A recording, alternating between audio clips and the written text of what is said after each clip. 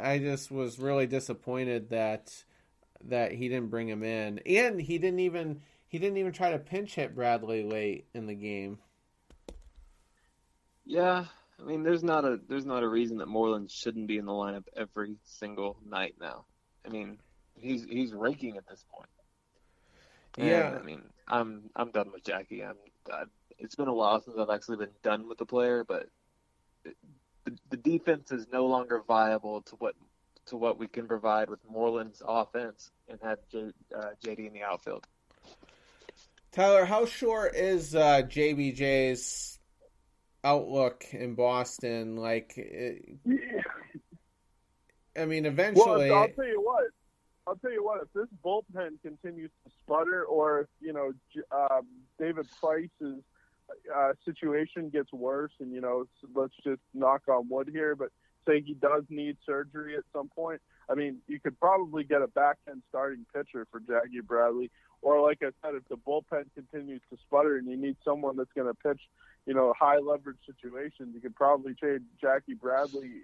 I don't know exactly. I haven't really thought of where, but you could probably get a decent middle reliever for him, if not a back end guy. If you throw in a prospect, or you throw in another player. You could throw in Swihart at this point. His time's never in that city too.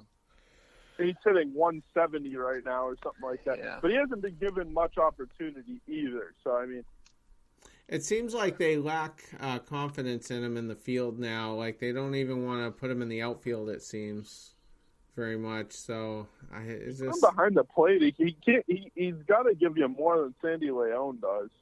Yep. Yeah, but, Leon seems to work well with Porcello, so I think for as long as that's gelling, I don't think they're going to mess with that. I mean, I just don't think the upside's quite there. But I get frustrated with Sandy. I mean, he's an automatic out most of the time. I know he hit a 3-run bomb in the series. Unless he just hits a bomb, yeah, in the series before this. But yeah, it is a little frustrating. Getting back to the bullpen, Stephen Wright is going to be back with the team, I guess, as soon as Sunday or Monday. And then apparently it's been announced that he will go directly to the bullpen. He's not going to be a starter right away. And so you got that going on. And I'm assuming at this point you would think Hembry's going to be the odd man out at this point. You can only hope. Whether he has options or he gets DFA'd or what. I mean, so you got that coming in, and who knows how that's going to work out. But we also have Bobby Pointer coming back from a hamstring, and he might already be back in Pawtucket right now. And then you have Thornburg. So, Austin, do you think there's some solutions within those three? Yeah, absolutely. I mean, Pointer was really good before the hamstring injury by himself. When you get hopefully somebody back like a Thornburg, that's a bright spot depending on what kind of shape he's in. I think the bullpen should be shored up pretty soon. Yeah. Tyler, how do you feel about Pointer? Because it was almost mesmerizing to watch him. Like, he doesn't blow people away, and he attacks the strike zone like crazy. So I'm rooting for the guy, and I'm intrigued by the guy, but I just don't know if there was a big enough sample size to really know if he's legit. And we were playing a lot of bad teams right out of the gates. Yeah, I was sitting at a bar, actually a local bar, like right near me, and we were watching the game. And, sometimes you go there and, you're talking to people and they don't know what the hell they're talking about. But I was talking to this one guy, probably 60, 70 years old, and we were watching the game. He goes, you know what? He goes, I wonder if Bobby Pointer's fastball has, like, a lot of late life on it because, like, he doesn't throw fast, but it seems like he's throwing faster than he actually is. And, like, the more I thought about it, the more, like, I watched some replays. I mean, it does. It looks like he's got a little bit of late life on it. And, it's got a tail on it. Players can't pick it up. Yeah, players can't pick it up. I mean, I'm not saying he's Mariano Rivera. Let's not get things twisted. Right. But I mean, Mariano Rivera didn't throw fast at all, and I mean, he's one of the greatest closers of all time, if not the greatest closer of all time. So I mean, do you need to throw fast in this day and age? I mean, no, but if you're not, you better be perfect. You better be nasty too. I like Pointer though. I mean, yeah, me too. I mean, anything's better than Heath Hembry. I mean, honestly, he's got 0 options left, by the way. Hembry, yeah, they'll just DFA him because we also, I don't know, I never remember to check on him, but I mean, Austin Maddox could be a viable guy at some point, and you got that Walden guy that keeps bouncing back and forth, and I just feel like, we're going to be fine as far as bodies to plug in. It's just how effective will they be, but yeah, and Bradley could be, I mean, if Sam Travis starts raking in Pawtucket, maybe that's where Bradley becomes the odd man out. It's tough to really tell at this point, which is kind of why I brought him up. But, so let's transition into a topic that I have been spewing about all week. So let's start with Austin. What's your side of the story on David Price? Like, what's really going on? I've defended him on this podcast more times than one. I drank the Kool-Aid. I've been excited about his starts early in the season, and now I'm just fucking done. Like, come up with lie on the injury report. Don't say you have carpal tunnel because of video games. Right. Just drives. Ugh. So you think so why didn't he make that start in New York? He's scared of the Yankees. Right. Like, at this point, we should know it by now. He does have, since joining the Red Sox, he has a 8.24 ERA, so they've definitely handed him his ass several times over at this point. Tyler, where are you on Price? Yeah, I mean, I'm a little bit less than he is, but I think that there was something going on there, and I think he probably did get scared because he has had the elbow issues, in the the not so distant past. So I think there might have been something going on there, and they might have been scared that it wasn't the elbow, and they wanted to get it checked out. They got it checked out. It was carpal tunnel. I mean, how many guys in Major League Baseball play that Fortnite game? I mean, honestly, it's probably just about everybody in all those clubhouses. I mean, some of the older guys, I'm sure they don't. But, I mean, most of those guys play Fortnite. I mean, you're going to sit here and tell me that now he can't play video games? I mean, he makes millions of dollars. He can do whatever the fuck he wants. And I'm just saying right now, I mean, I don't think that's going to cause carpal tunnel. I've sat there and played video games, and I mean, do you get a little bit of soreness in your hands sometimes? I mean, sure, but you're not going to get carpal tunnel from playing video games, I don't think. I mean, well, he came right out and said he doesn't believe that it was caused by that. So I just think honestly, I'm more with Austin on this. I don't think he wanted to. I don't think he wanted to face the Yankees, and I actually tweeted it right immediately, minutes after he came out of the Texas game, where I forget what the top part of the tweet said, but then at the bottom I said, the question now is, will he chicken out, next week when he has to start game 2?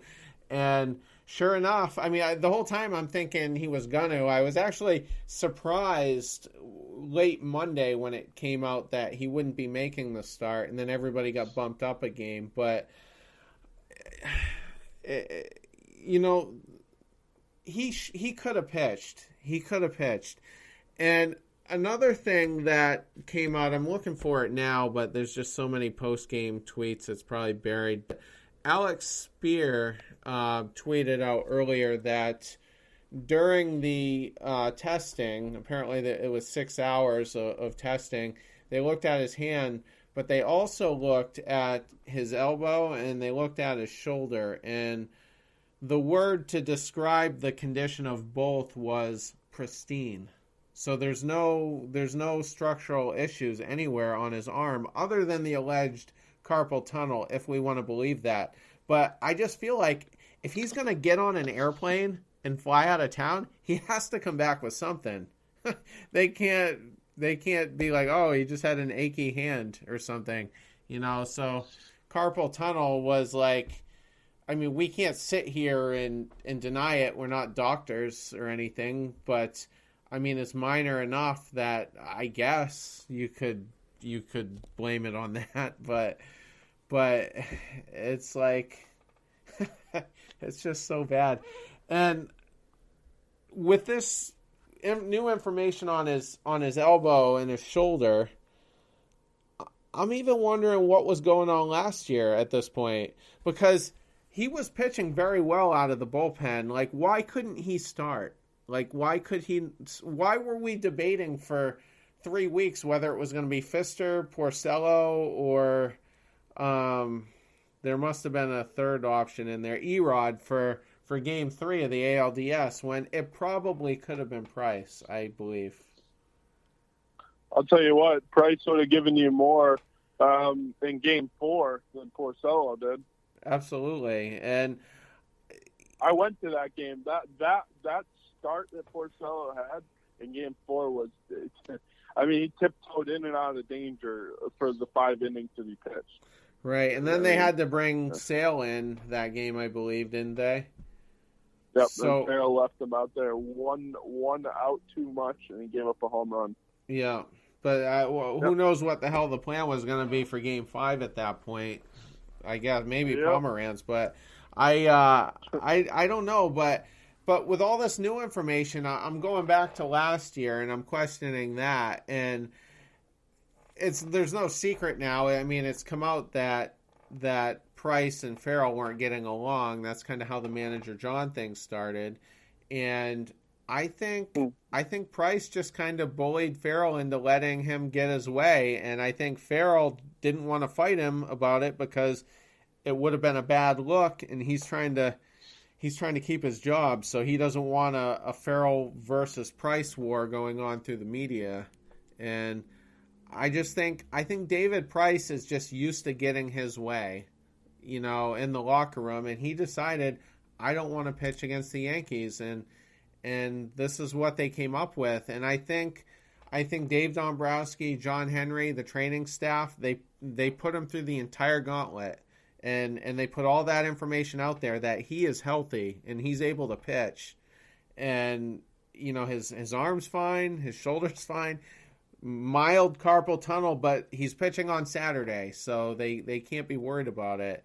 And the story kept changing too. Like he had like bad circulation in his hands and his feet, but and oh my we're getting confused whether it's related to the carpal tunnel, because Lou Merloni today on WEI was like, what, does he have carpal tunnel in his feet then?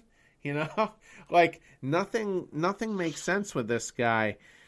And I don't know. I mean, Austin, like, why would he want to skip a start? Like, if he really wants to pitch in Boston, that's a critical game on Wednesday that he would have pitched. I mean, we're trying to hold the division lead. Like, if you're a gamer and you're just like, you want to win at all costs, don't you make that start regardless?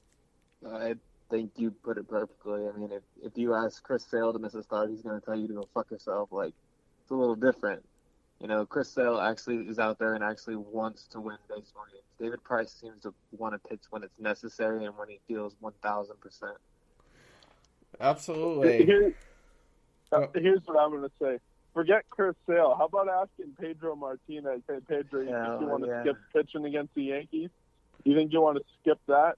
I mean, we're up a game in the division. You think you're going to skip the second game of the series?